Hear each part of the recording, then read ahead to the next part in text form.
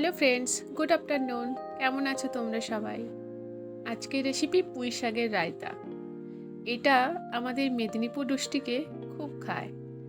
জানি না তোমরা এটা রান্না করো কি না। যারা যারা রান্না করো না তারা দেখে নাও এই রেসিপিটা কেমনভাবে তৈরি হয়।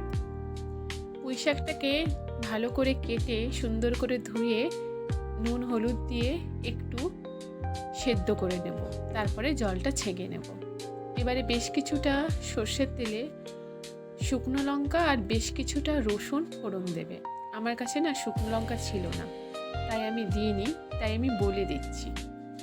আর সর্ষে আর কাঁচা লঙ্কার একটা পেস্ট বানিয়ে নেব।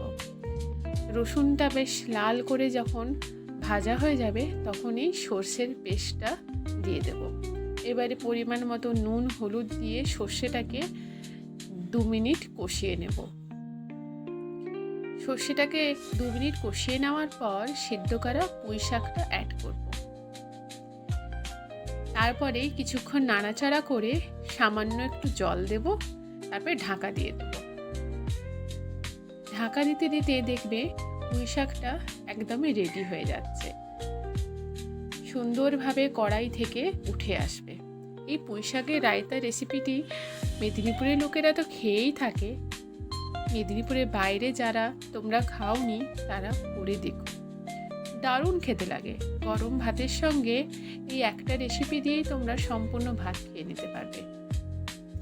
তোমরা এই ভিডিওটি দেখে তোমরা করে দেখো, সেম প্রসেসে করো। আর পুঁই শাকের রায়তাতে অবশ্যই রসুন দেবে।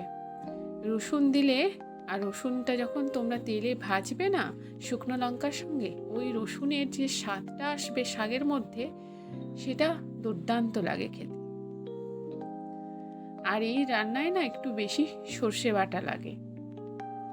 তোমরা এরকম করে বানিয়ে খেয়ে দেখো, আর যারা খেয়েছো তারা কমেন্ট করে আমাকে জানাও কেমন খেতে লাগে।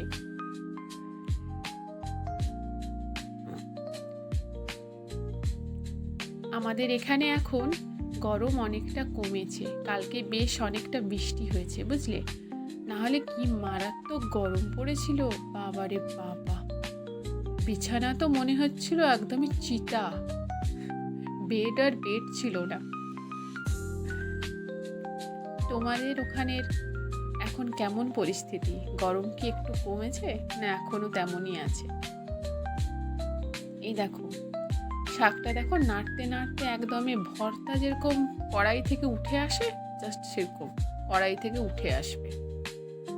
তখনই তোমরা বুঝবে শাকটা রেডি হয়ে গেছে। চলো বাই।